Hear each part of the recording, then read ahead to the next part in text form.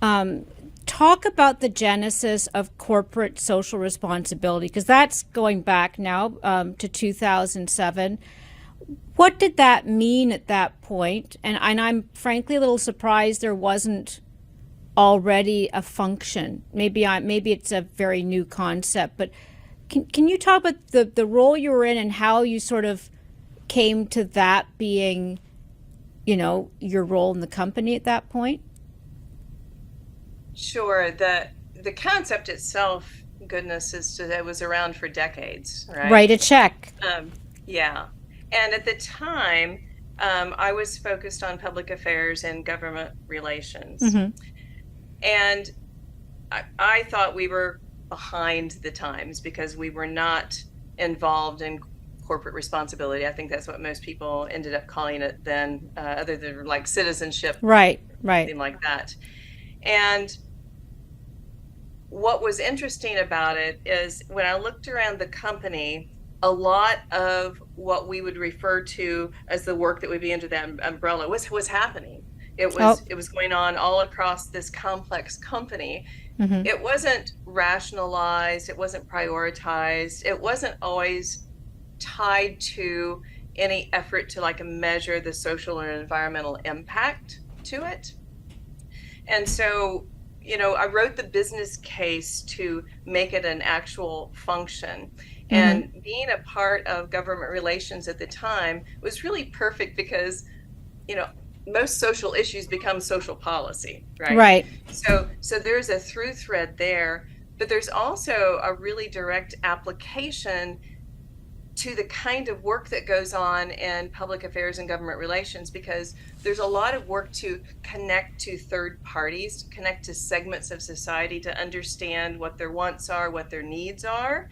And so that kind of information and knowledge and mechanisms within the company was a really good input to the thought of, well, how do we put together a kind of strategy in CSR that makes sense for the external world and makes sense for the internal world. I So notice. that's why Oh, no, no, go ahead. I notice you're using the word we, but that must have been an important pivot point in your career to write out a business case for a new role is one of those actions that can take your career to the next level. Was that the case for you in this particular situation? I think it was.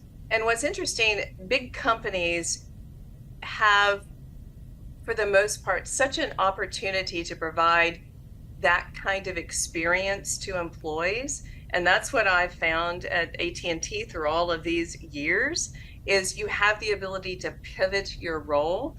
The role I had had just before that was public affairs, which I had never done before. The Mm-hmm. company didn't have a public affairs function. I was told to go figure it out. I had to ask what it was. But then moving to CSR, it was new territory. It was something new for the company.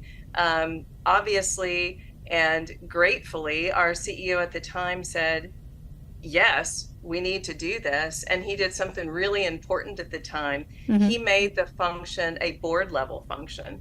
And so he changed the charter of one of our board committees and said, okay, the accountability now rests with the board. Charlene, you go figure it out. So you reported to the board?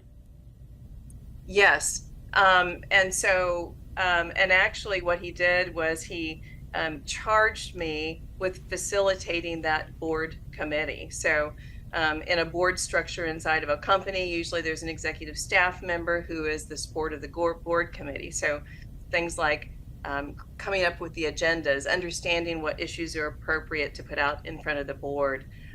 So that was the function that he set in place at the time, which is absolutely critical.